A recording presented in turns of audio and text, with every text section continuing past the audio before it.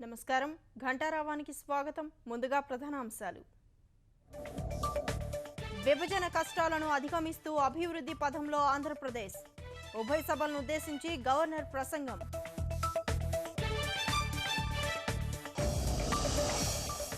కాపు reservation కు కట్టుబడి ఉన్నాం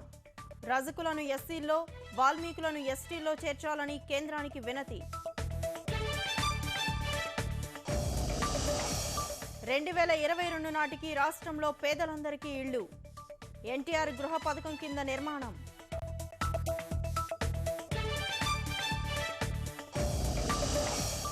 సాగునీటి పథకాలకు అధిక ప్రాధాన్యం జూన్ నాటికి గాలేరు నగరి హంద్రినీవా వంశధార పూర్తి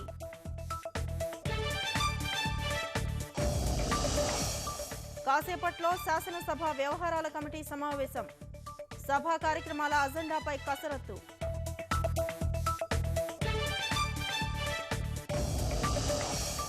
దేశవ్యాప్తంగా అగ్రిగోల్డ్ ఆస్తుల వేలానికి చర్యలు